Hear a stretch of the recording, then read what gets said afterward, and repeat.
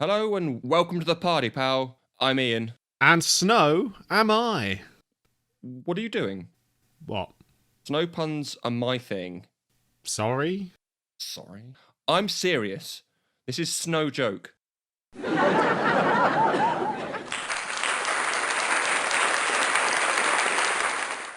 Welcome to Become the Teapot, the podcast where we compare films to their comic book inspirations. Except for this week when we're shaking things up for the holidays. We just wanted to talk about Die Hard. That's also true. Fortunately for us, they released a comic in 2009 called Die Hard Year One, which detailed John McClane's early days as a co-op in New York. I'm walking here. Precisely, Ian. So we've managed to bend the format just enough to make room for our favourite Christmas movie. It's a Christmas miracle. So come out to the coast, we'll get together, have a few laughs. Yippee-ki-yay, mother. Yeah, we did that bit last episode. Oh, now I have a machine gun? Ho, ho, ho?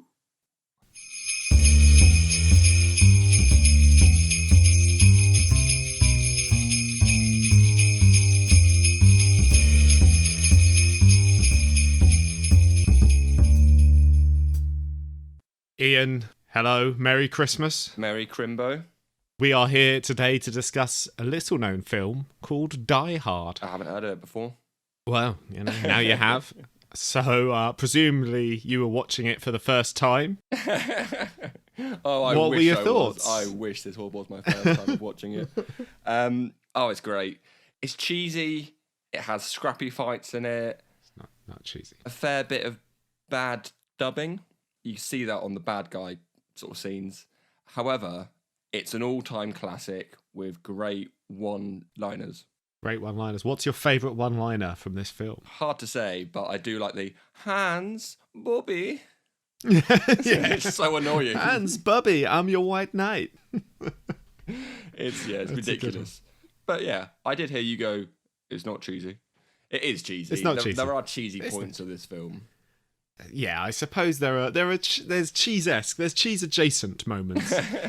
It's all done for comedic effect, though, isn't it? There's a lot of comedy in this film. The cheese is intentional, if anything. Well, actually, talking about the cheese and the comedy in it, the reasons for that was because there was a writer, Jeb Stewart, I think it is. He got brought on board to adapt this from the book, which you probably know this, but it was adapted from a book called Nothing Lasts Forever. Yep. So they used that to make the screenplay. They hired the guy called Jeb. He adapted the book, but then he was fired and replaced by Stephen DeSouza, I think it is. The reason for that was purely because they wanted it to be a lot more comical. Yeah. So that's why you've got those stupid scenes of the SWAT team going through the bushes and getting pricked by a rose. You got one of the terrorists taking a candy bar. All of those things was to make it a lot more funny. Yeah. More family fun, I guess. If you can make Die Hard family fun. It's not family fun. I mean, this is an R-rated film. It's an 18, isn't it? So I don't think it's family fun. But it is funnier than your average action film of the era. The 80s, you had these sort of Stallone and Schwarzenegger films with these sort of big macho, muscular men blowing things up and doing extremely macho things in a completely non-homoerotic way. And this sort of came across as the antidote for those things, doesn't it? It's a lot funnier. It's a lot more knowing. He spends most of the film running away or hiding or being a bit sassy and then, getting lucky and just having to break someone's neck or shoot them.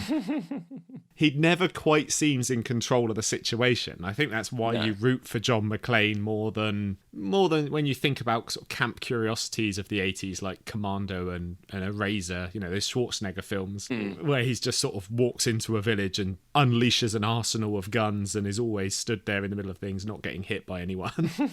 This feels like an underdog against impossible odds, and I always appreciate that more than just the big guy who can do everything and is never in any danger. See, in recent years, the Fast and Furious franchise. Well, yeah. But we're not here to talk about Fast and Furious. We're here to talk about Die Hard. And it's actually interesting that you bring up Schwarzenegger and Stallone, because they were actually offered the role before it went to Bruce. Actually, legally, they had to offer it to Frank Sinatra first, and he turned it down because he was too old. Yeah, because it was a sequel, wasn't it? It was, yeah. And then it got offered to a few more people, including Richard Gere, which I can't quite see, but I guess... He was big in the 80s, wasn't he? Yeah. So.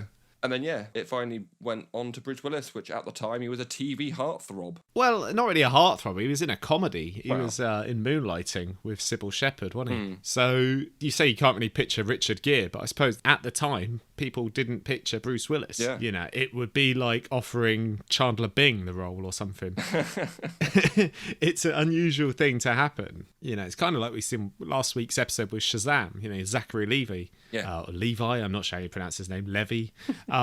He was obviously a TV actor for the most part, known for Chuck, where he plays the nerdy role, and then he transitions into the muscular superhero role. So it's a similar thing there, although he's still playing quite a comedic character. But no, I think Bruce Willis is great here. It's amazing what he can actually do when he gives a shit. Yeah. Which, looking at his filmography, he hasn't done for about 15, 20 years now. Oh no, he's been taking on roles just for the money, I'm pretty sure, and just turns up and goes, "Hi, I'm Bruce Willis." Well, he gets £1 million a day now. Well, yeah, that's ridiculous because, well, he got offered $5 million purely for this one film. Yeah, and that was a lot of money. Well, in the 80s it was. Yeah, because obviously he gets £1 million a day now, which is the reason he wasn't in the last Expendables film, because I think they needed him for 3 days and he asked for $3 million, and they went, no. He was too expensive for the Expendables. And so, yeah, they recast him with Harrison Ford. Who's also just doing the roles for money. He definitely is. But funnily enough, the thing I like about John McClane in this film, which is where the sequels went astray, is he has the Harrison Ford thing. You know, Harrison Ford is Indiana Jones. He gets beaten up all the time. He's always just sort of flying by the seat of his pants, and all the time, because he's the underdog, you're rooting for him. And I think that's what works really well here with Die Hard, and, you know, Raiders of the Lost Ark as well. It's what makes them stand the test of time. Whereas the sequels, the sequels. So I can't remember what happens in 2. There's an airport, there's some army guys, and then the same thing happens again as 1. 3 was all right, with a vengeance. Runs around with Samuel L. And then don't tell me you're going to mention 4 and 5. Well, 4, 5, and 6. Is there a 6? Oh, bloody hell, is there? Oh, maybe not. Maybe they're making a 6th. I can't remember. Basically, they are awful. And the problem with this is that the Die Hard one works really well because Bruce Willis is the everyman. Yeah. He's a New York cop. Whereas the more times you see him doing these ridiculously outlandish things and the stunts get bigger and bigger and bigger, he stops being the everyman and becomes a superhero. See, again, Fast and Furious. So when he's jumping out of a window with a fire hose tied around him, it's exciting because there's a chance that could all go wrong and he could fall out the window. I know he's not going to, obviously. But when you get to the 4th film and he's taking down a helicopter with a police car or whatever it was, and it was just crap. Yeah. And this is the part of the problem. I mean, this film, like you said, is sort of repurposed from an existing script for a completely different film that they sort of rewrote and changed the title and stuff like that. And that's what they've done with the subsequent films after this, is they've repurposed other scripts as well. You know, this is a franchise famed for being just whatever action film is not currently getting made, grab the script for that, call it a Die Hard and rewrite the roles. And you end up with a new Die Hard film. But some of them really don't work. I think it's what makes With a Vengeance work better than the others, because With a Vengeance, again, it feels like he's scrappy. It feels like he's on the streets and he's against the odds, whereas some of the others, he just might as well be Superman. Yeah. And then obviously you introduce his boring son. Oh god, that's why I love this film out of all of them. I mean, that's why it's the classic, it's the go-to. Quite often, I think the second one out of a trilogy is the best, like Terminator 2, Back to the Future 2. Debatable on both cases, but yeah. But this one, I would always choose to watch the first one. Yes. I'm not going to sit there and watch all 5 of them. I might watch 4 or 5 if it's on TV and I've turned it over and it's just finishing. Then yeah, I'll watch the credits. So basically you don't want to watch the film, you want to watch what's on after it. Well, yeah. But yeah, this is simple. It's a guy, he's trapped at a party in a building that he's not really supposed to be there. Yeah. He takes down a bunch of terrorists or thieves, really. And there's not a computer virus. There's no, this has to stop, otherwise the world will end. You know, it's not this crap. It's one guy in a building. Yeah. That's why I love it. Stopping a robbery. Yeah. Yeah, it is great. And the reason that it's been aped as much as it has afterwards, been imitated, is because it is identifiable. It's, you can put yourselves in the mindset of John McClane, and, you can imagine what that's like. Whereas, saving the world and all that bullshit, being James Bond and zooming off to all these exotic locations is not identifiable. It's aspirational. Yeah. And as I say, since this film came out, it has become somewhat of an overdone thing. You've got it on boats and planes and buses and blah, blah, blah, blah, blah. You've got a million imitators of this. But at the time, not that we were really around for this, because obviously this came out the year I was born, but, at the time it was quite fresh and new. But yeah, it's been done to death since then. Talking about, this being just one guy in a building, I absolutely love the interaction between McClane and the deputy chief guy, Dwayne Robinson. Yeah. He says about that cop guy's not in charge of jack shit or something. And the cop guy is like, oh, my guys are covered in glass. It's like, who gives a shit about glass, mate? Like, I'm in here doing this shit and you're doing fuck all. And he just passes it back to Al. I'm like, yeah, you've shown him his place with under 2 minutes of dialogue, and the fact that this police guy's turned up to take charge, and Bruce Willis is like, no, you're not in here, you're not seeing what I'm seeing. Why are you sending in your police to use a bloody blowtorch to open up a glass door? But anyway, it's a long history of incompetent authority figures being undermined, so it's something that you've seen time and time again now. But yeah, it's always fun to see an authority figure, or just a dickhead in general, be undermined. You've got loads of foils in this film that aren't the main villains. You've got Alan Rickman, who is hugely enjoyable as the villain here, but almost too enjoyable. You can't hate him because he's so likable. So what they do is they surround the rest of the film with, Hans Bubby. You've got the TV news presenter. You've got the incompetent police officer. You've got the two cocky FBI agents. You fill out the rest of the plot. Ostensibly, these are meant to be sort of good guys or civilians, but they're all absolute dickheads to make your average Joe hero look even more average Joe and like a better guy, even though he's a bit of a dick when his wife's concerned. Not cool, man. But things like, oh, I'm going to sit in the front of the limo. He's not the kind of guy who rides in the back of a limo. He's the guy who gets in the front. Yeah, obviously. Although he clearly had to go to the back, put the bear in the back of the limo, then didn't get in the back. He walked back around to the front of the limo and got in the passenger side. That's performative, if you ask me. That's performative everymanism. You mentioned him just there, but, I need to cycle back to Hans Gruber. Yes. Brickman needs a standing ovation for his performance of Hans Gruber. There's even a bit in there that he pretends to be a hostage. So it's an English guy pretending to be a German who's doing an American accent, which is just fantastic. You want to give him a standing ovation? Well, not just for that scene, but, the entire film. His performance as this bad guy is perfect. So you're saying we should clap our hands together? I see what you're doing. Hands. Ha, ha, ha. Ho, ho, ho. So funny.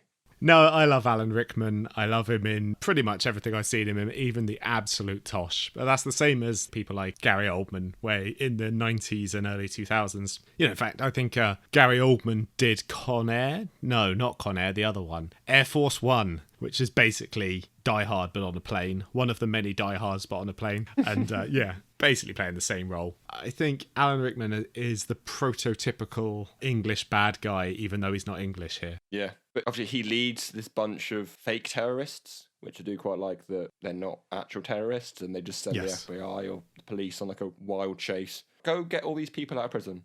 And then obviously by the time they realise what's happening, they're like, oh, they're thieves. I love that. But even the bad guys in this, they are quite skilled. Well, at the start of the film, they're pretty skilled at shooting. Yeah. But then as the film goes on, they get worse and worse and worse. Although John McClane's not that good at shooting, you notice. He doesn't exactly nail people from like 50 paces away. He sort of, whenever he kills someone, it's really, apart from at the right at the end when he like crack shots two people with 2 bullets. Other than that, he was pretty much just spray and pray. Yeah. Well, the guys at the start, they're very clean. They're very they go up to the guy at the desk, start talking about some sort of sport or something, or his girlfriend, I don't know. And then he just literally headshot. But then as the film goes on, they just start spraying all their ammo left, right, and centre. Spraying everywhere. Everywhere. But I do like the computer guy, Theo. He's probably one of my favourite bad guys. See, this thing, I didn't even know some of these villains had names. Well, yeah, he's called Theo. Right. The big tall one who's got blonde hair is called Carl, who actually was a ballet dancer. Yes, indeed. It's his that. first actual role. But yeah, I just quite like that you've got a bunch of this sort of a collection of random people in this film. I don't know whether it was just because that's how they were written, or there was a lot of production issues with this film as well. They'd started shooting the film without the script being completed. Yeah, that was when they hired the guy to do the rewrites, wasn't it? And they got him on board as they were starting filming. So I think they had about 30 pages or something. But yeah, they were just grinding through this thing day after day. But it's amazing. I think you end up, a lot of times, these first films of franchises, they're under such scrappy circumstances they're made. You know, things like The Evil Dead, the first Sam Raimi, which is essentially a student film. You know, it's such a low budget thing. But they are timeless because they have a certain rough and ready, which I think creates something a little less polished and a little more authentic than a lot of other stuff. Yeah.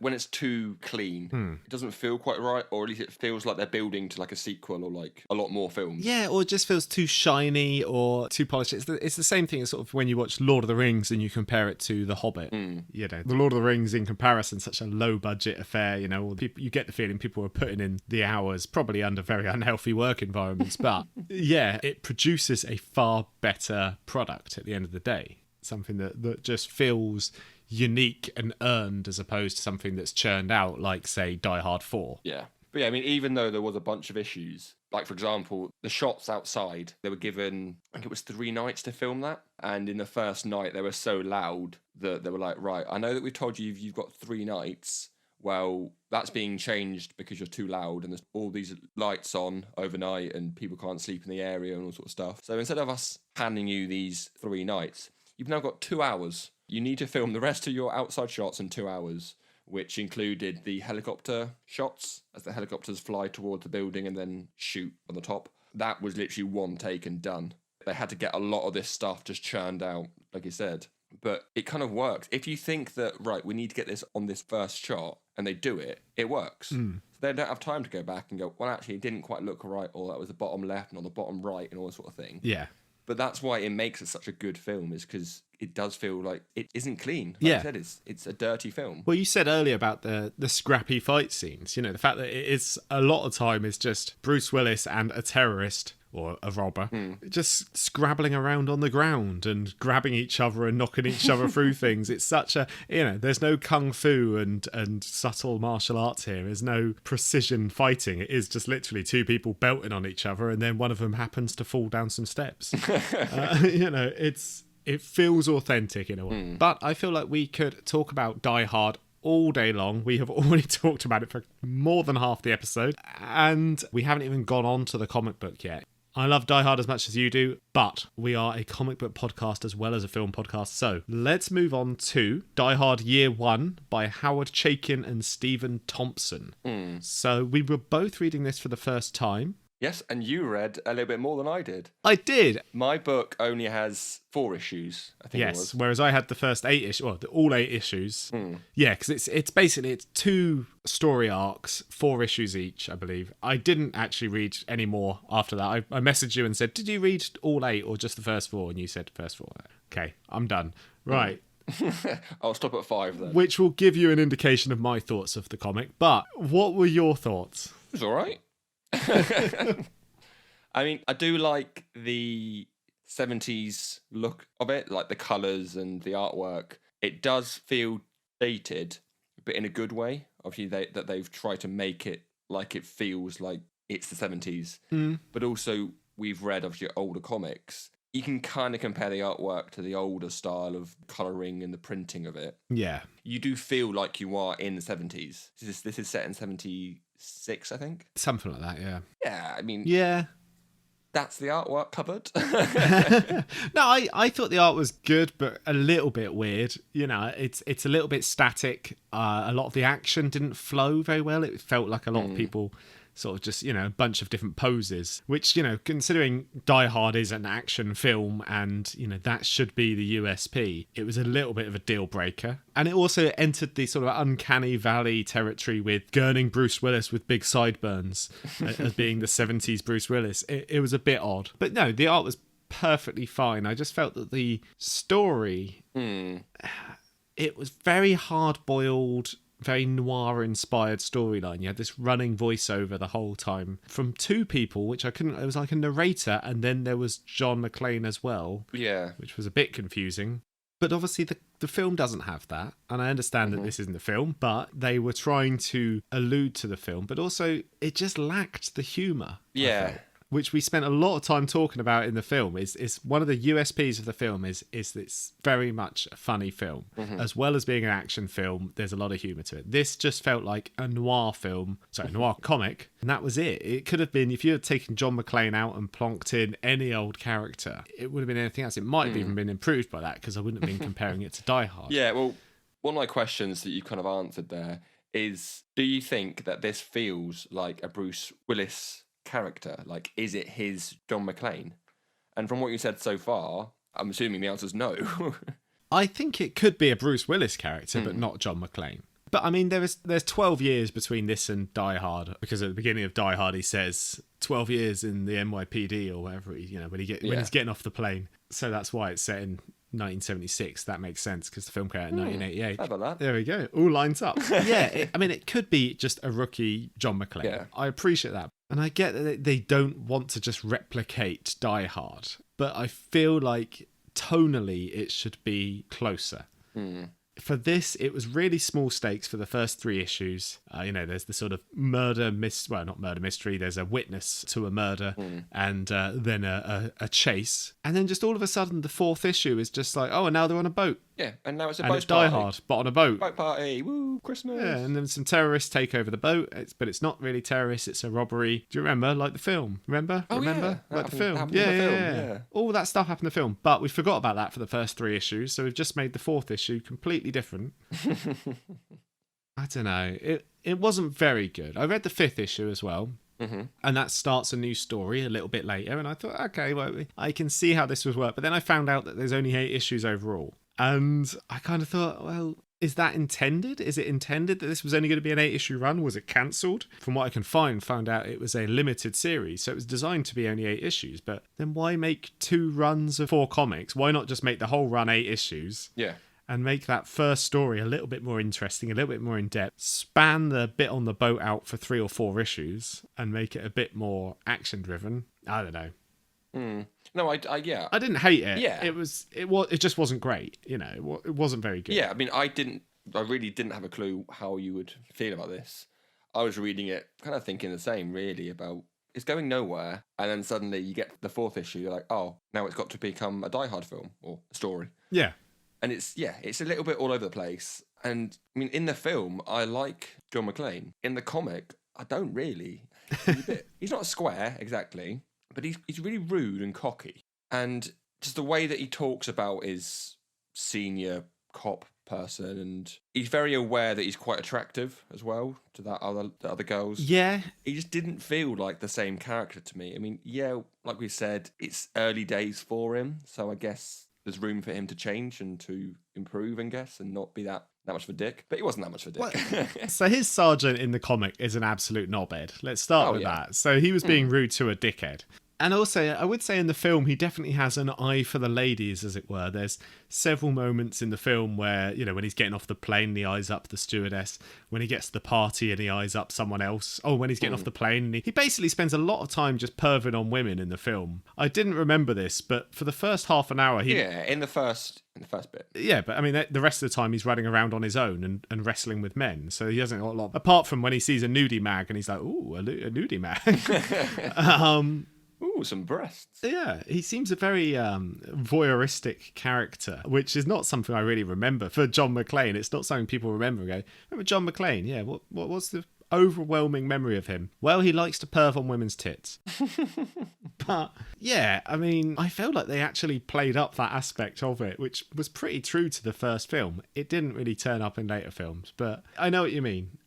He has that whole interaction, his internal monologue, and I think this is what I was saying earlier about he doesn't have an internal monologue in the films. He talks to himself, but you don't hear his thoughts. So as soon as you start delving in, you have to write a certain amount of words per page of his internal monologue. It just seems odd because that's not what we see in the films. Just Just tell the story through the dialogue. You don't need to have an internal running, And that's what I was saying about this noir sensibility, in old noir films where someone used to narrate it and, she walked into my office, body like an hourglass and all this shit. And you just don't need that in this comic because it's a Die Hard comic, not a noir comic. I mean, when I wrote this next comment or this next note, I didn't realise that it was 8 issues and not 4.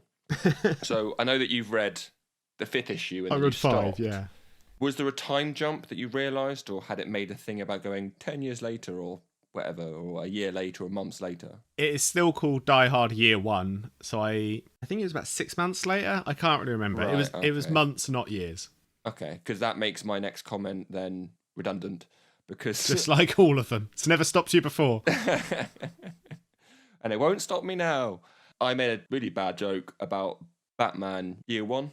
Right. The end of last episode. And obviously that You did, yeah, that was a terrible joke. That takes place over a year, where the first 4 issues is like a day, maybe 2 days.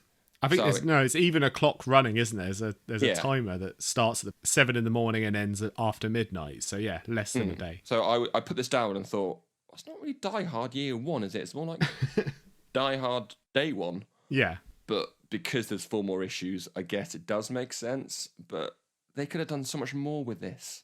Well, it also doesn't make any sense because Batman Year 1, and they've kind of done this for all the DC comics. Batman Year 1 is about Batman's first year, right? But Die Hard is not a character. Yeah. His name isn't Die Hard. So Die Hard Year 1, John McClane Year 1 would just be a lot of him shitting himself, that would be it, So, yeah, if we're going truly literal interpretation of the title, which I feel like the idea is just to say, right, it's an origin story. Yeah. Here's a comic that is based on the great film that is not very good, but anyway, here's a comic. Something in the comic that I did like, because we've not really touched on things we like, apart from the artwork, is the terrorists in it.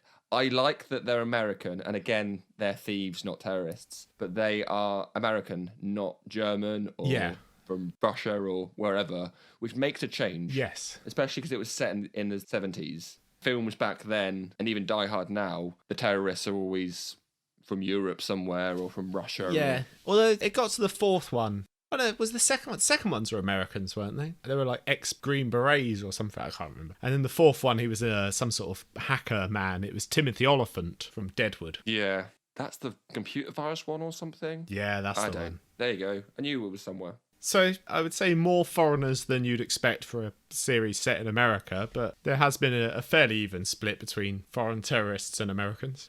Tourists. Robbers, I should say. Tourists. Is that a little nod, a little wink to our last Christmas episode? It could be. Maybe it is. Tourists. And you will never see me coming.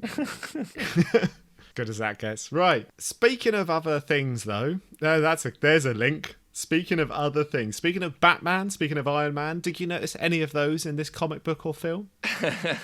Well, because it's Christmas, I thought I won't do an egg hunt. We'll just have a nice glass of eggnog instead. Eggnog. Eggnog. In there. Okay, great. Right. Well, let's go with Ian's eggnog this week then. Ian's eggnog. Ian's eggnog. Ian's eggnog. Nog. I'm not yoking you. Nog. So, what eggnog do you have for us this week? Well, because obviously it's not a comic book film, it was quite hard for me this week. Yeah. It's often things that I realised or things that I quite like. Yeah, I mean, that's pretty much the whole show, really, actually, now I think about it. But we mentioned him earlier on, Bobby. Yeah. When he is talking with Hans and his henchmen, one of Hans's henchmen brings in a can of Coke for him. Clearly, they misunderstood what he asked for. Yeah. Which I like that as a nice little touch. He still opens it. He still drinks it. He's not rude.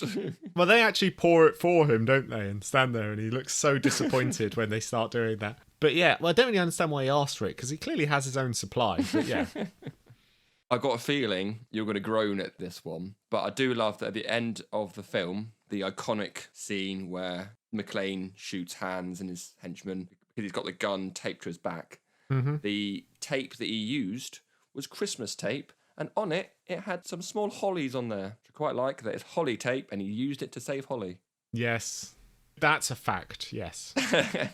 But also, this, to me, does make it more of a Christmas film. Because obviously, if this wasn't set at Christmas, you wouldn't have just a random little, like, stationery area of Christmas paper and tape. Yeah, it's the Christmas wrapping, yeah. But there's loads of, I think there's, at the end credits, there was like 6 songs used in this film, and 4 of them were Christmas songs, or something like that. Yeah. I never understand people who would argue this isn't a Christmas film, and we did discuss this last Christmas. Discussed it, yeah. I am with you on this. I do believe it is a Christmas film. Yes. But we did have an in-depth discussion last year. It's this idea that people go, well, if you took out the Christmas elements, then it wouldn't be a Christmas film. It's like, yeah, no shit.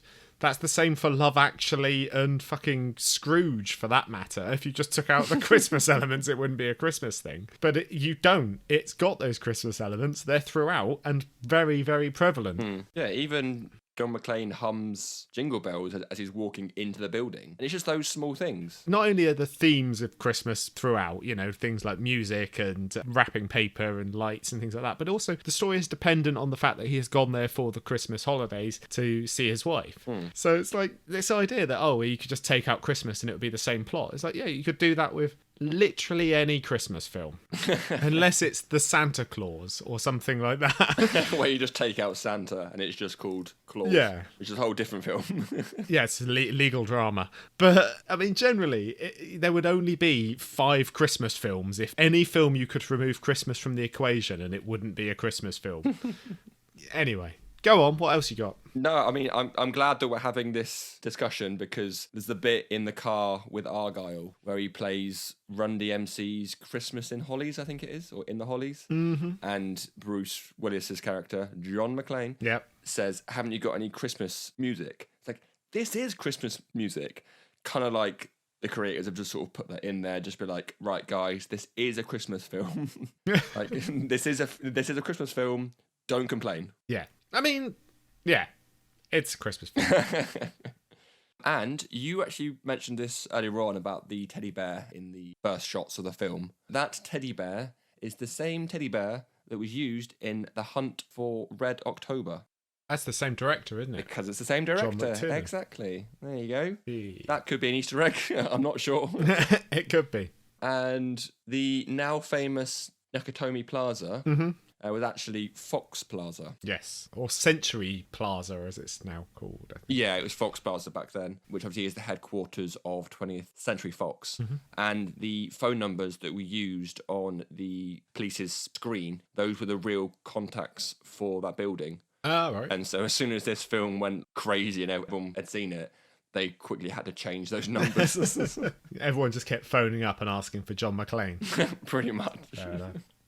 Okay. And one little bit more in this one. We mentioned the humour earlier on. It's obviously it plays quite a big part in the film. Yes, it does. The joke that was used, but not purely for laughs, was the bit where the deputy dickhead says to McClane and, oh, he says it to Al, that he could be a bartender for all we know, because he can spot a fake, ID. License or ID, yeah. But Bruce Willis was actually a bartender when he first started out becoming an actor. Stop. That is not an Easter. That's nothing. That is literally nothing. You just said a job Bruce Willis used to do. Yeah. Brilliant. Okay. My eggnog tastes bad now. Oh, it's probably curdled. What is eggnog to you? Is eggnog alcoholic? It's like Advocaat, isn't it? Yeah, it's alcoholic. I think Americans have some weird non-alcoholic based eggnog. Have you just searched up what is eggnog? No, I just remember. Oh, okay. It looked like you were looking at your screen. No, I'm always looking at my screen because I've got you on it, so I have to look at it to talk to you. It just sprung into my mind. Like I remember, like The Simpsons and stuff, like Homer feeding the kids eggnog, and I'm like, that's weird. And I realised that Americans, it's like how they call cider. Cider is just apple juice to them. Yeah. It's like they have cider, but it's not alcoholic. And it's like, well, that's not cider. That's, That's squash or juice. That's, yeah, it's apple juice. That is it. If it's just a juice that comes... Anyway, so, I mean, this Iain's eggnog is going to be, I don't know, I suppose dependent on what country you're from, will have different connotations. And content may vary. The content may vary, but unfortunately it will still feature Iain. Right, anyway, that's enough out of me. Oh, I'm done. Sorry, that was a urge. I think I've drunk too much. What's going on? What are we doing? Let's move on to the conclusion. Okay, overall, I mean, I think I know the answer to this. What do you think of the film and also the comic book? Film, fantastic. All-time classic. I could watch it all year round. I don't have to watch it at Christmas. Yep. Don't care what anyone says.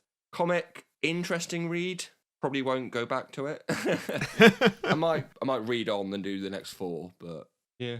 You? Yeah, it's not a lot of investment, is it? Let's face it. So I would say I might finish it off, but generally speaking, you should watch Die Hard. Yeah. I wouldn't really bother with the comic in particular if you're not interested in it, but if you do read it, you should watch Die Hard afterwards. And if you don't read it, you should watch Die Hard instead. If you watch Die Hard and want more Die Hard, then maybe watch Die Hard with a Vengeance and then go back and watch Die Hard again. And don't watch Die Hard 4 and 5. Yeah, yeah.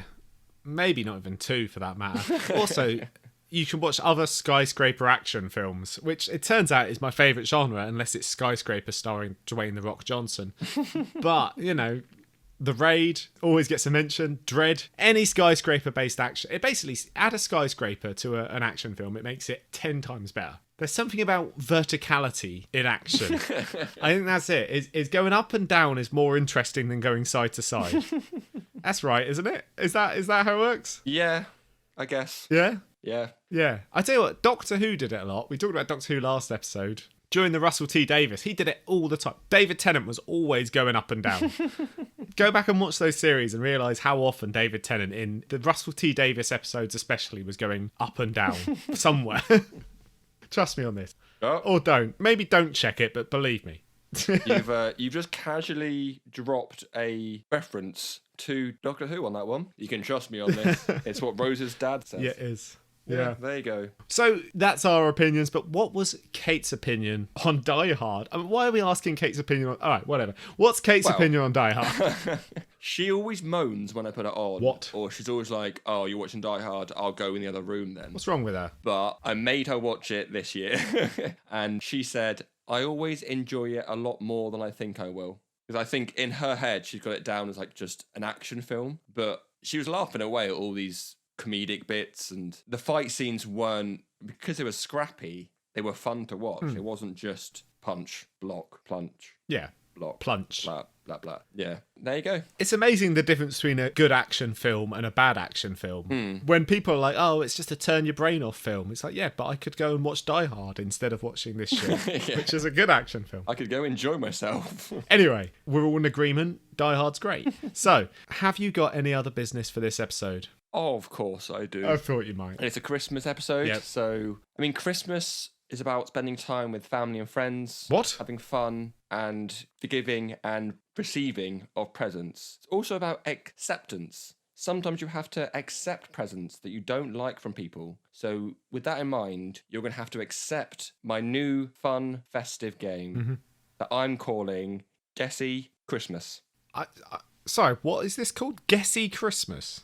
Indeed. I will give you a mass of Chris's. What? I'm going to give you a mass of Christmas. I'm going to give you a list of Chris's. Are you having a stroke? Can you smell toast? Are you all right? I will give you a list or a mass of Chris's, and you have to tell me how many comic book films they have starred in.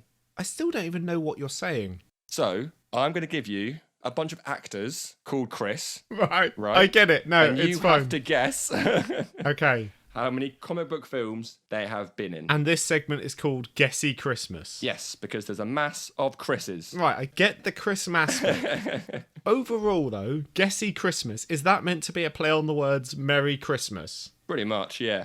That doesn't track at all. That does not scan, right? That is not the same thing. Guessy does not sound like merry. It does if you've had a few eggnogs. I think I've had enough eggnog, but okay. Go on then, right. Right, so if you want to, you can talk these through. You can write Sure. them down if you want to. I'll write them down. I haven't got a pen. To clarify, I'm not going to include the long list of DC and Marvel cartoon films such as The Killing Joke or Planet Hulk, those kind of things. Okay. But there may be a few CGI films in this. Right, okay. I think I understand. So we'll start off with Chris Pine. Chris Pine. And what am I guessing? How many films he's been in? How many comic book films he's been in? Oh, okay. Specifically comic book ones. Yes. Right. He's been in Wonder Woman 1 and 2, and Yep. he has been in Into the Spider-Verse. Yep. I honestly can't say if he's been in any more than that, so let's go with 3. Well done. It's 3. There we go. There we go. Off to a flying start. I know, right? There we go. Next up is Chris Pratt. Chris Pratt. Yep, a crisp rat. Okay. Right, well, let's go with it. Guardians of the Galaxy 1 and 2. Bam. Mm-hmm. He was also in, I was going to say the Lego movie. That's not a comic book. He's in Infinity War and Endgame. That's another 2. Is he in anything else, do we think? I bet he's done some real shocking generic action films that are based on comics. I'm going to go 4. Well done. It's 4. Okay. Okay, so next up is Chris O'Dowd from the It Crowd. Right. Okay. Yeah. Just the same magnitude. Right. Well, he was in Thor: The Dark World. Mm-hmm. Honestly, can't say if I've seen him in anything else. So let's go with 1. Well done. It's 1. He was in Bridesmaids. That's not a comic. Is that book based on a film. comic? No. Oh, okay. Next up, we have Christopher Eccleston. Oh, right. Well, Christopher Eccleston was definitely in Thor: The Dark World as well. Getting a lot of Chris representation. Was he in anything else? I bet he was in something else. I bet he played a villain in something else comic booky. I'm going to go 2. It is 2. Well done. One of them is Thor: The Dark World. The other one was G.I. Joe: The Rise of Cobra. Okay, cool. I'm smashing this. What else you got? Next up, I found my specialist subject for Mastermind, it seems. Next up, I'm going to give you Chris Hemsworth. Oh, Jesus. Right. Okay. Thor 1, 2, 3. Mm-hmm. Avengers 1, 2, 3, 4. Mm-hmm. 7. Is he in any of the others? Does he crop up in any of the others? He probably does. All right, we'll go with 7, but I think he's probably in something else. Technically, he is in 7. Oh. But if I said to you a post-credit scene... Yeah, I'm sure he is in one of the post-credit scenes. So he's in 8, technically. He's in Doctor Strange.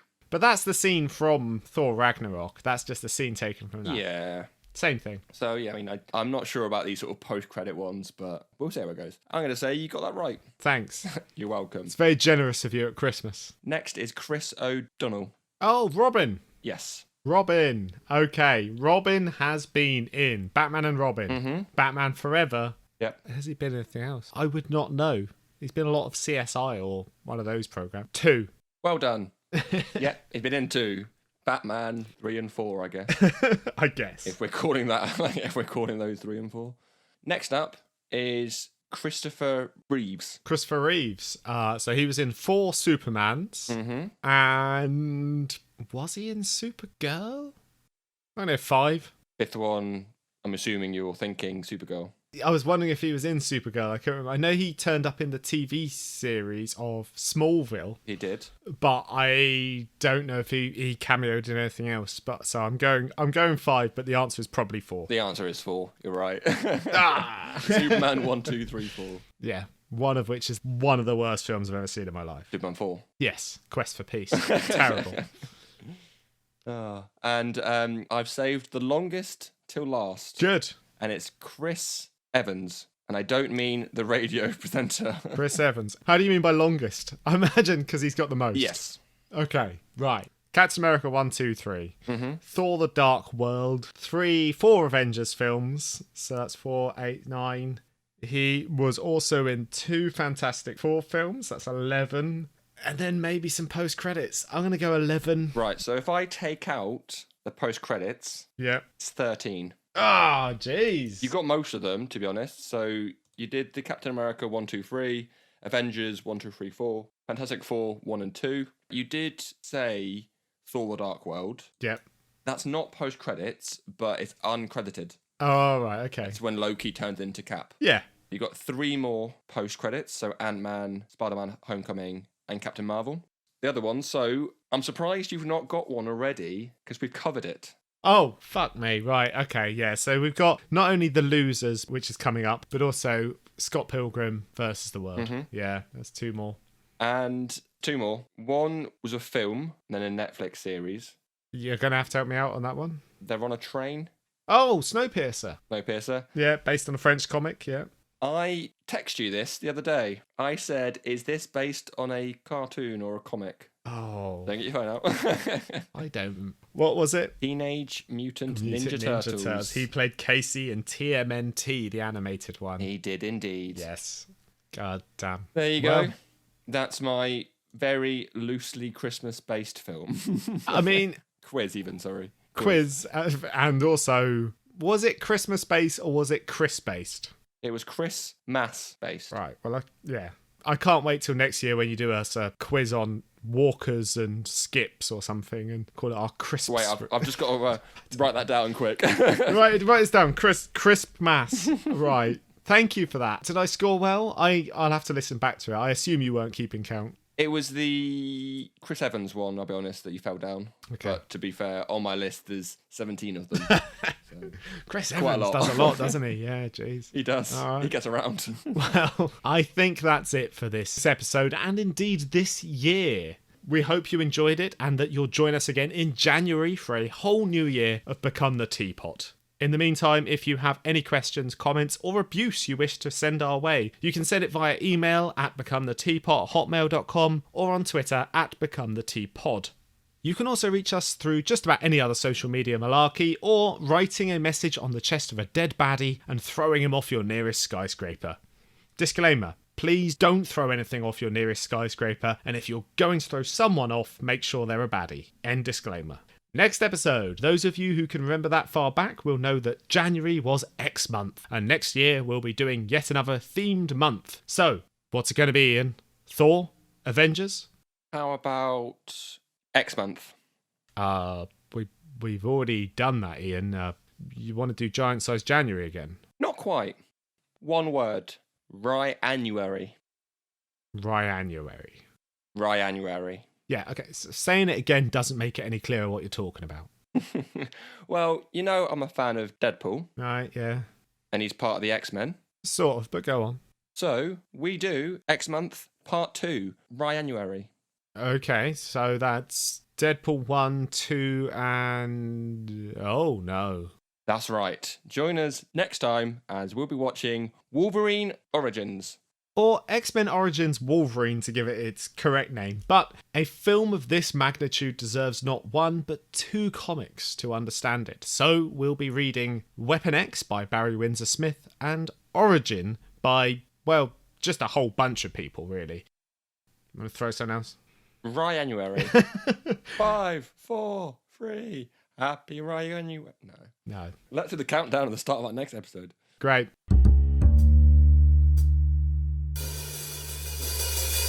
What was that? Sorry. Something made a diddly-doo like it came unplugged, but I don't know what it was. Yeah. So you said sorry, and I say, I'm serious. This is Snow Joke. Oh, that'll be what it is. Hello? Hello. There we go. It was my headphones.